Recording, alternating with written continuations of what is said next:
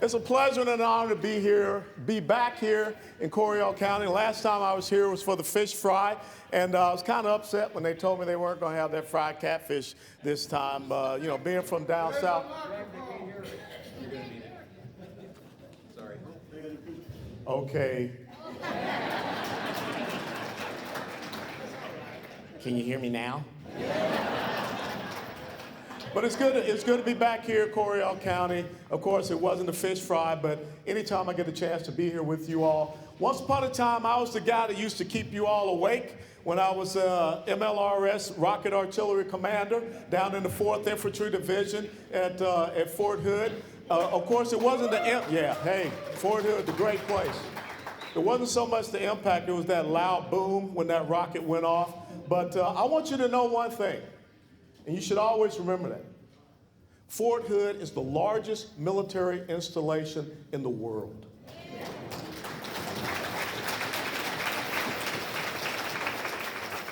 And when you hear those sounds late at night, that's the sound of liberty. That's the sound of freedom. That's the sound that makes sure that when you lay your head down at night, that there will always be young men and young women that stand ready to go out. As George Orwell once said, a nation sleeps peacefully at night because rough men and women stand ready to do violence on their behalf.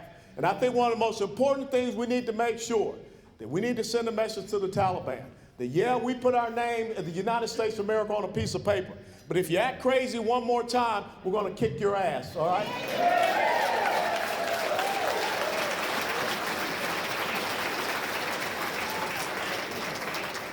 I spent 2.5 years in Afghanistan. I don't trust him.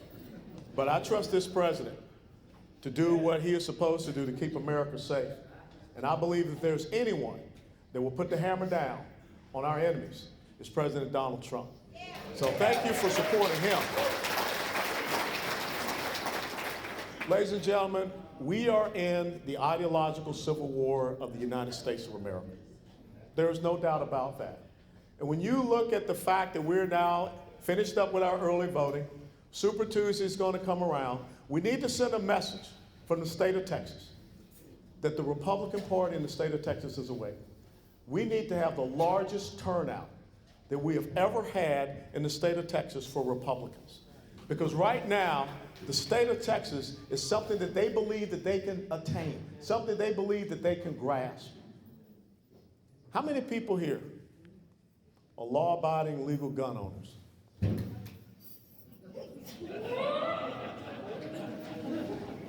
How many people here are members of the National Rifle Association?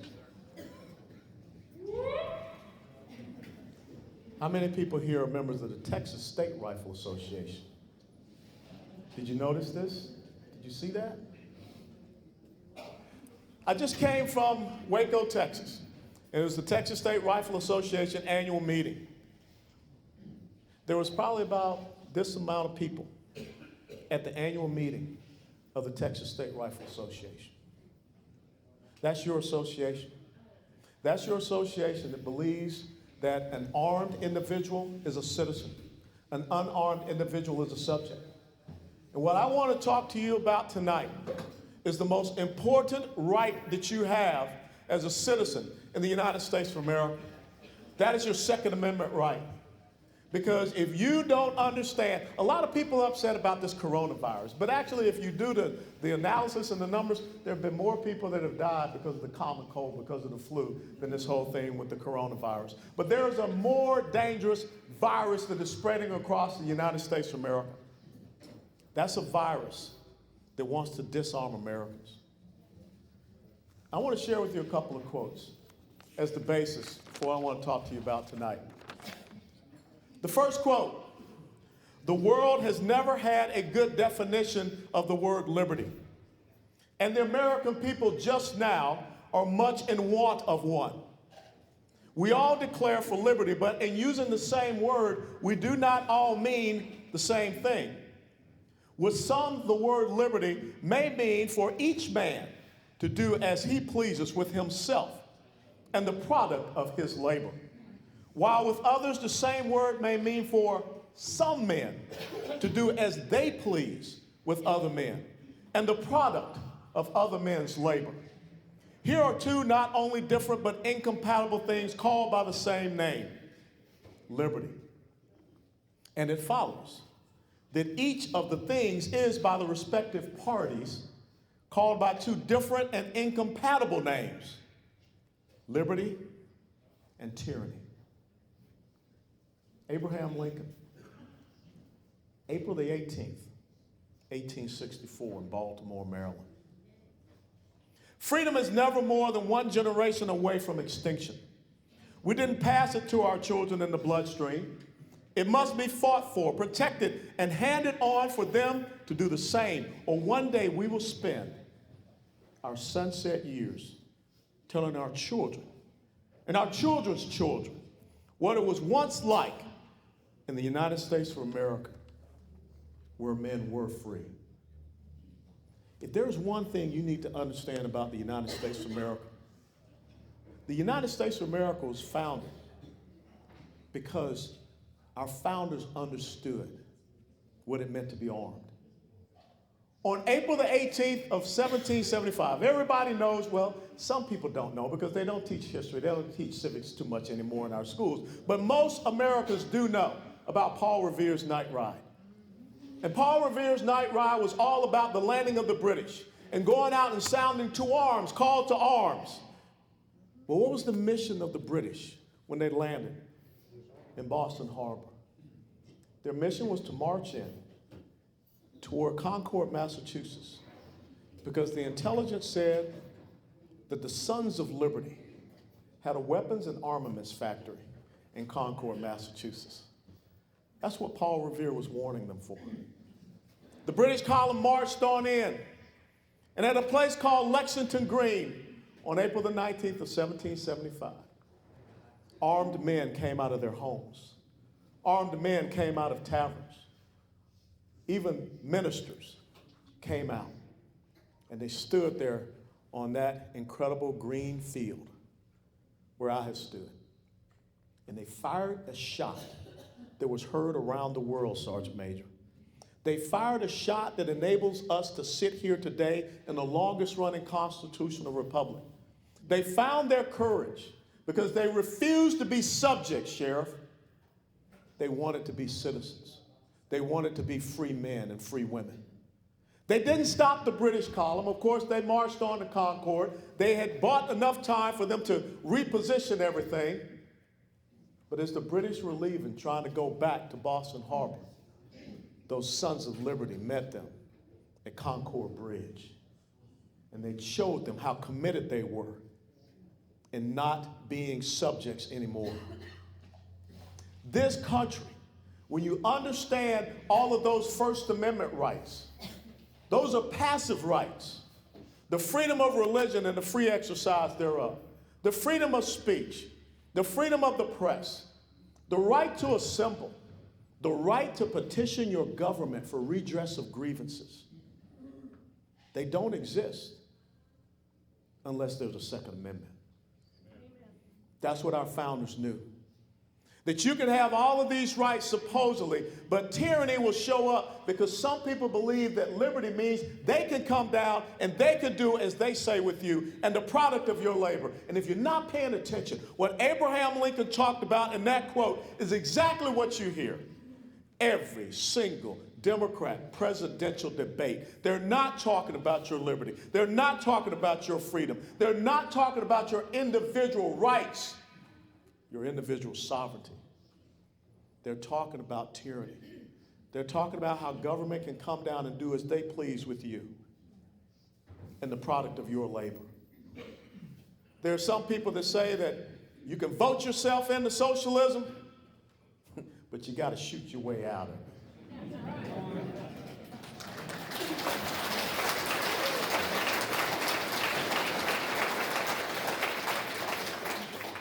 You think about the story of Texas.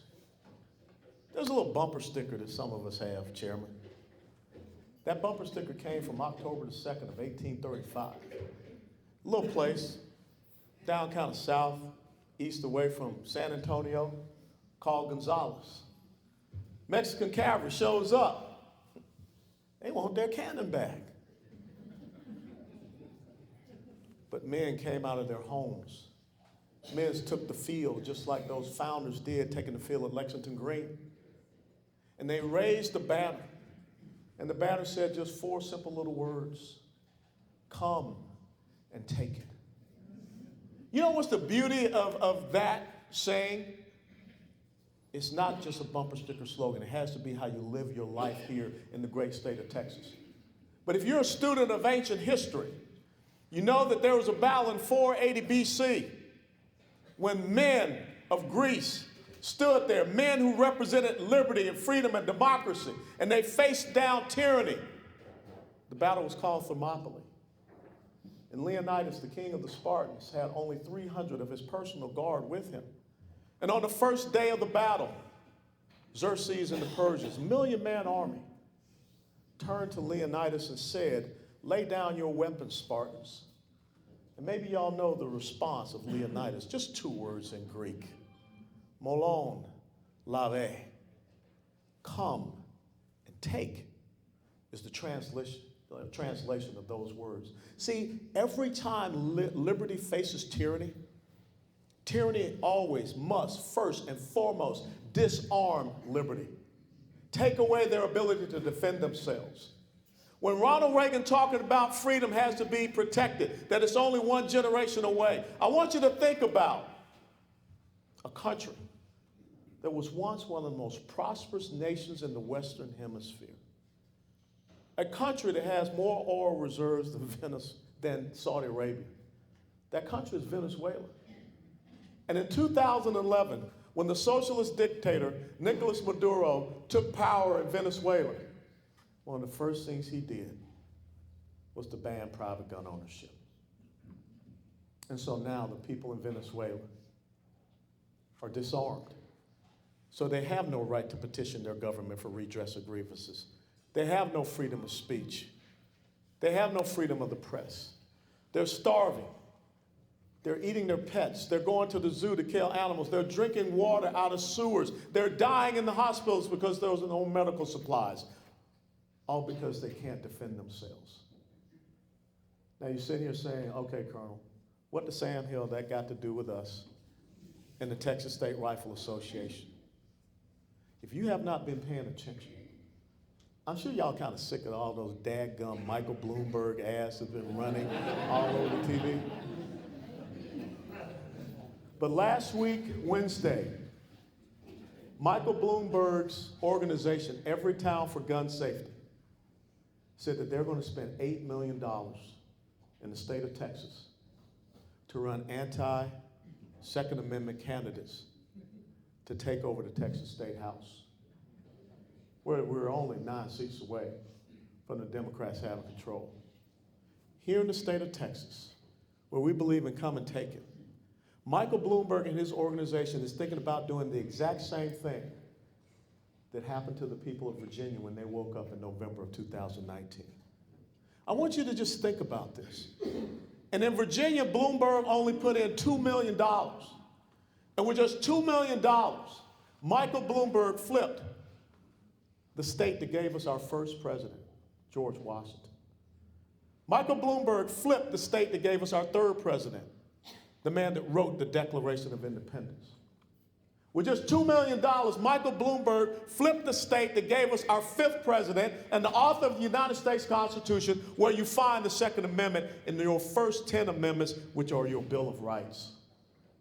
And what was the first thing that Governor Ralph Blackface Northam and his cronies in the State House and the State Senate sought to do? Disarm the people of Virginia. Y'all saw the rallies on January the 20th, 2020 rather. But understand this, 91 of 95 counties in the state of Virginia had declared themselves sanctuary counties for the Second Amendment. 91 out of 95 counties. What does that tell you? 4 counties flipped the state of Virginia. Primarily the northern Virginia counties of Prince William and Fairfax County. Where is Michael Bloomberg going to focus his $8 million for his his anti-gun candidates in 2 counties in Texas, Harris and Dallas. Think about that. The exact same blueprint that he used in Virginia is what he wants to use here. And just our neighbors to the west, New Mexico, where Governor Michelle Lujan Grisham this past week signed into law red flag laws. And you know what she told all the sheriffs in New Mexico? She said, you better enforce it or I will force you to resign. Those sheriffs in Virginia said, we stand for the rule of law. We stand for the Constitution. Sheriff, the time is coming. We're not just in the rural counties, in all the counties. We will be tested as to whether or not you will stand for the rule of law. And that's what has to happen here in the great state of Texas. And let me explain to you about red flag laws, because a lot of people are a little bit confused about red flag laws. They came after the shooting at Marjorie Stoneman Douglas High School in Parkland, Florida. I lived 11 years in South Florida. The congressional district that I represented included Marjorie Stoneman Douglas High School. I've spoken in that high school many a time. I had friends who had their students, their children, that were in that school at the time of the shooting. What happened in Marjorie Stoneman Douglas was not the fault of legal, law-abiding American citizens and gun owners.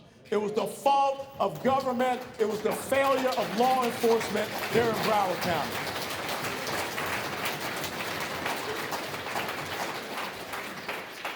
But if you know what Rahm Emanuel says, never let a good crisis go to waste. And instead of us pressing and saying that Nicholas Cruz had over 40 call-outs to his home for violent behavior that the Broward Sheriff's Office never reported. The FBI had tips on Nicholas Cruz that were never reported. Robert Runcie, the superintendent of the Broward County school system, adopted the Obama Promise program, which says that minority kids, they would never be reported any violent behavior or actions whatsoever. Everyone knew about Nicholas Cruz. But what did we see come out? Were red flag laws. How many people here know of a gentleman by the name of Gary J. Willis? After this, Google it, but I'll tell you. Gary J. Willis is a 61-year-old man from Ferndale, Maryland. In November of 2019, Gary J. Willis was sleeping soundly in his home. And at 5:17 a.m., 2 police officers banged on his door. Now, I don't know about y'all. At 5:17 in the morning, if someone's banging on my door, there's one thing that I'm getting. That Remington H70 tactical shotgun that's under my bed. And then I'm going to tuck in my Charter Arms 38 Old Glory Special for backup.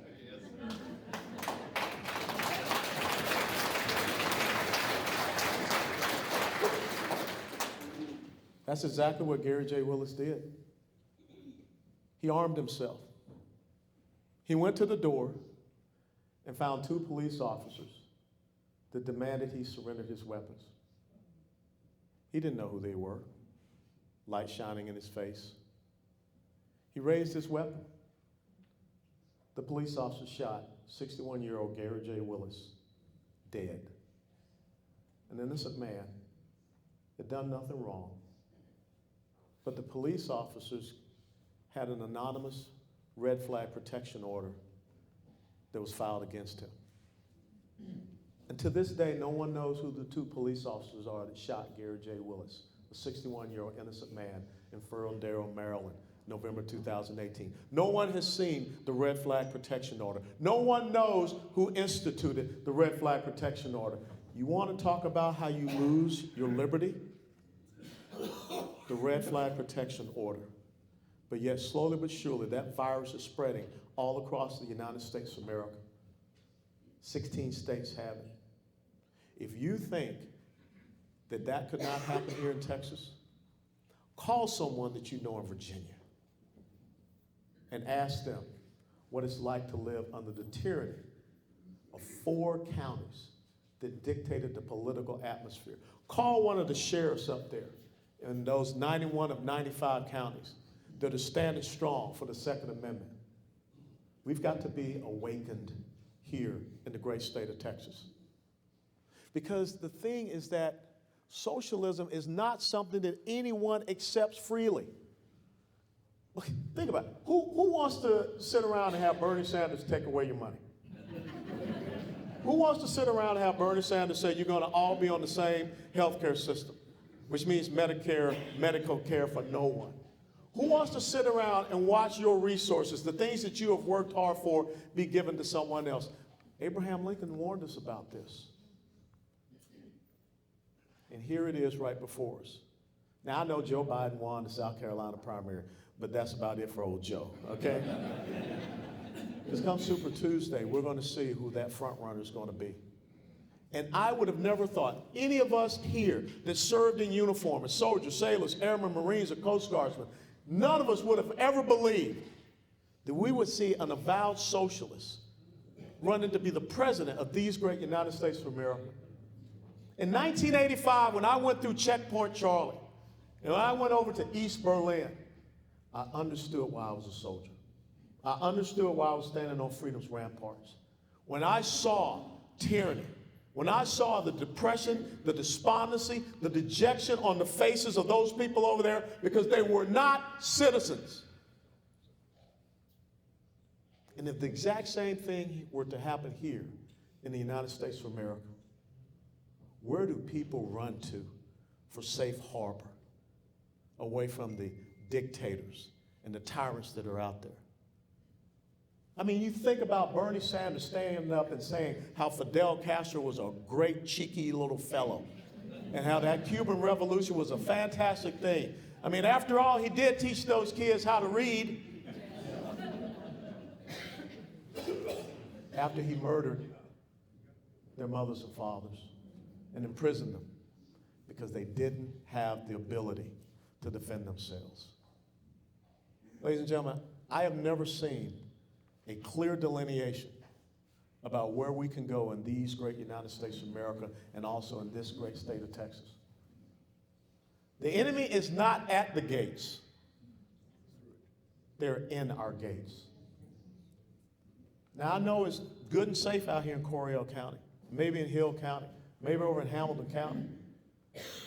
But I don't want us to see Dallas County, Travis County, Bexar County, Tarrant County, Harris County, and El Paso County dictating the political atmosphere of the state of Texas. That's why we need you all to not just stay strong out here. We got to have you guys 100% out voting. You can't sit this one out. If you find someone that is like this young man here going to be voting for the first time, and it's like, you got to come out and make sure that your children and grandchildren are voting.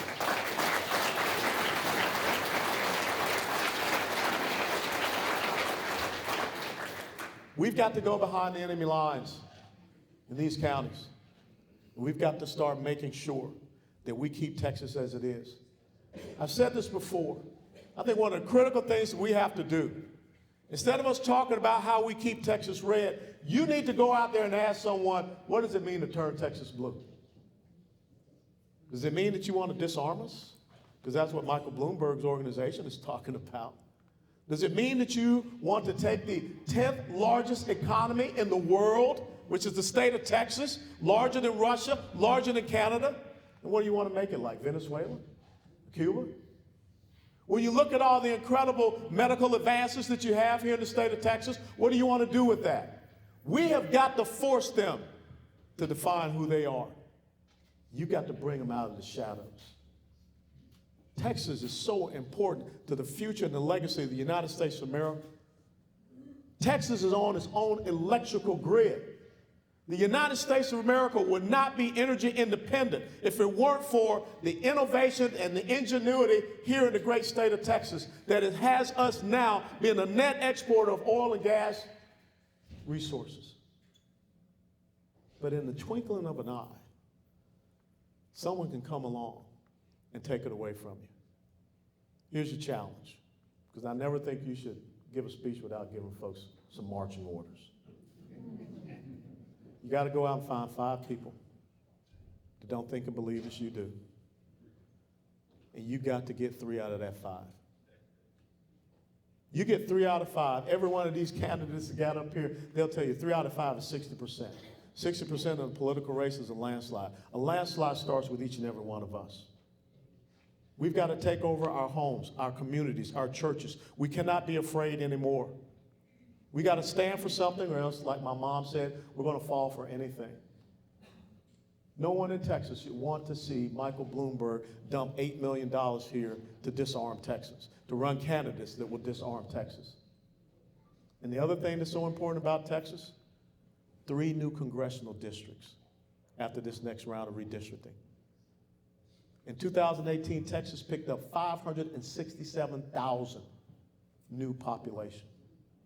The state of California last year, well, not all of them. We don't need to send all of them. Some of them are good people, okay? Some of them are good people. But if you do find the bad ones, don't give them any pecan pie, okay?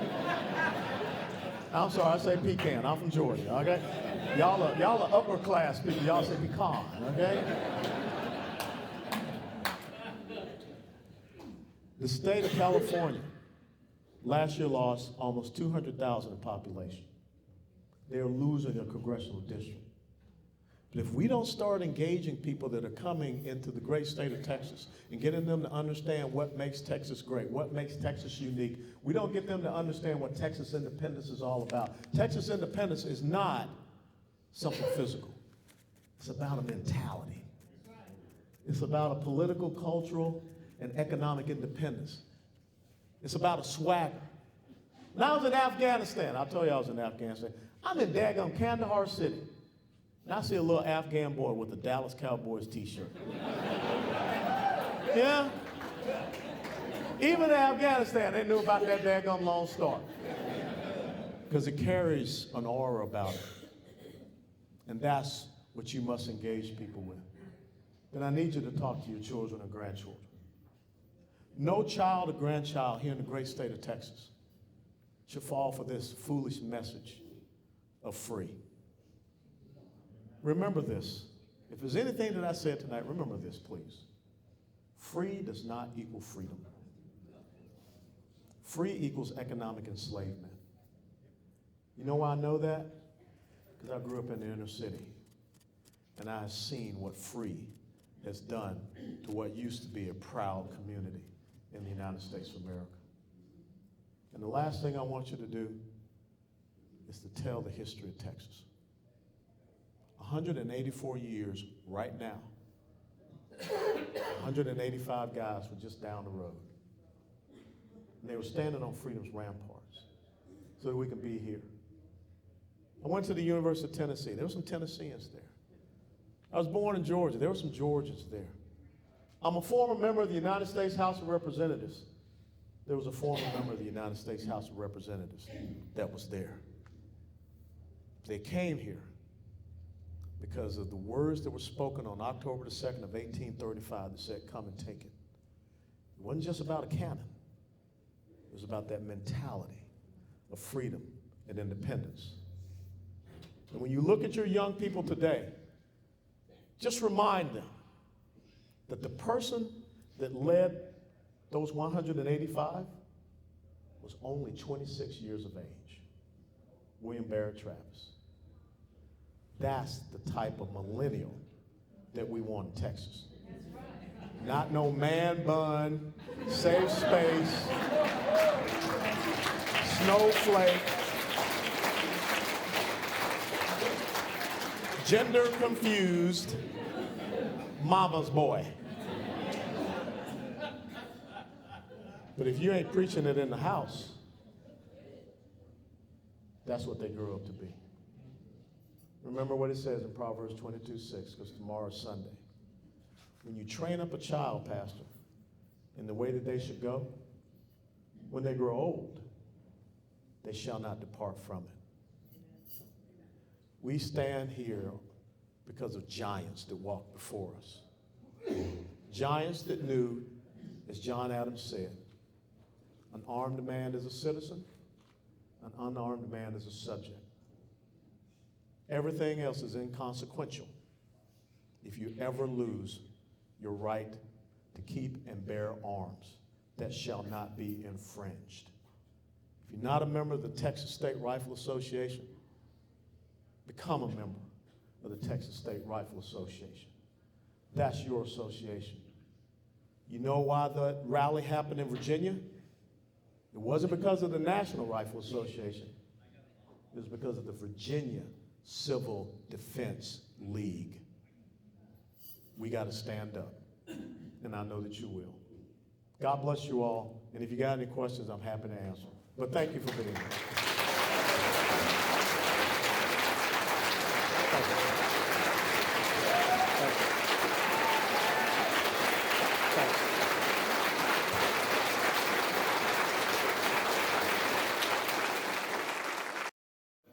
you. Back here? Lieutenant Colonel James Marks, U.S. Army, retired, sir. Cool. Question for you. I have a lot of reservists, fellow reservists, here at Fort Hood, doing a mission up in North Fort Hood. Good people, but highly influenced from the state they're coming from. Highly influenced, whether it's from the liberals or from other folks in their own families. And a lot of them are missing God, and it's a similar theme. So I'm just wondering, sir, what could you tell us that's worked in the past to get Jesus Christ into their life and get conservative values back in there? The most important thing we can do as Christians is be the salt of the earth and be the light that it says in Matthew chapter 5.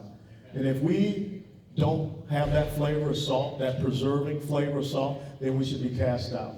If we are a light that wants to be put over on a nightstand and the cover to be put upon it, then you're of no use. Secular humanism is one of the tenets of socialism. Because the whole thing about secular humanism, your faith cannot be in a creator, cannot be in something greater than man himself. That's what they want. You know, y'all think it's funny when all of a sudden when we were in school, you had two genders, right? Adam and Eve, male and female, right? Now they're like, what, 64? Counting? I don't know, I lost count. Today is 64. You know, this whole thing about man-made climate change. It's not about winter, spring, summer, fall. What the left is doing is trying to undermine the omnipotence and the omniscience of the Creator God. Amen. Why? Because if you undermine the omnipotence of the Creator God, then how could He have been smart enough to endow you with inalienable rights of life, liberty, and the pursuit of happiness if He couldn't even get two genders right? If He can't even get the weather right? This is a strategic, these guys are deviously brilliant. I hate to put it that way. But they are sitting back, and this is not something that just happened overnight. They have planned this for the last 67 years. And that's why we're on the cusp. And they hate President Donald Trump because he stepped in the middle of their grand plan. Because if you understand what they had laid out for the United States of America, the first black president, 8 years. First woman president, 8 more years. The first Hispanic president, another 8 years. The first gay president, Buttigieg can come back a little later, but another 8 years. That's 32 years. What happens with the Supreme Court in 32 years? This is how they had to lay it out. We as the church have got to stand up. I'm telling you, I'm sick and tired of Christians being weak, being wussies, being whiners, okay?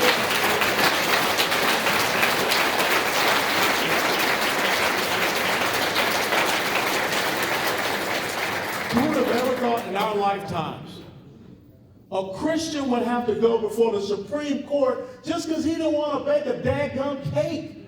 Yeah. Jack Phillips. That's insidious. But that's what's happening. We got to have pastors that understand. What does it say in 2 Timothy chapter 4, verses 2 through 6? You got to preach that word. You got to exhort. You got to rebuke. Because the time will come when people will want to have their ears tickled. And they will follow teachers that give false doctrine and false narratives and myths. This is where we are today. Everything that is right and true, people want to reject. There are objective truths. And there is one objective truth out there, and it's found in the Bible. And we cannot be afraid of professing it and preaching it. God told Joshua 3 times. That's why I believe Joshua was a paratrooper, Pastor, because he had to be told 3 times. God told Joshua 3 times. All right? He said, be strong and of good courage. He said, this book of the law which I gave to Moses, you shall not depart from it from the right or to the left. You shall meditate upon it day and night. As long as you do that, you will have success and prosperity wherever you go. That's what we got to do. We got to be the salt. We got to be the light. If we want to water down who we are, all you're doing is confusing people. And when they call you names, the heck with that, man. Keep pressing on. You know what they used to say, the old folks down south? Child, they crucified Jesus, so they're going to be tough on you too. Okay? You might as well just bring it back, all right? Everybody else?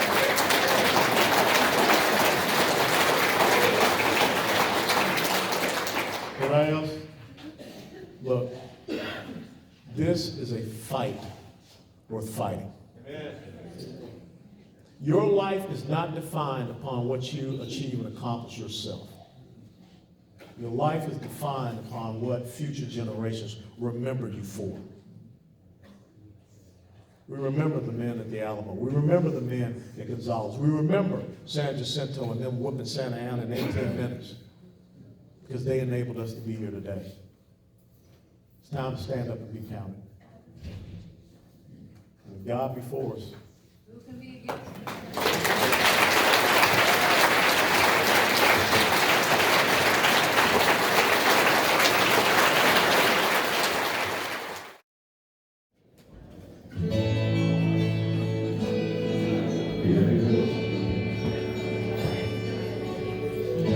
This is going to be a good photo opportunity. If tomorrow the things were gone, I worked for my life. I had to start again with just my children and my wife. Thank my lucky stars to be living here today, 'cause the flag still stands for freedom, and you can't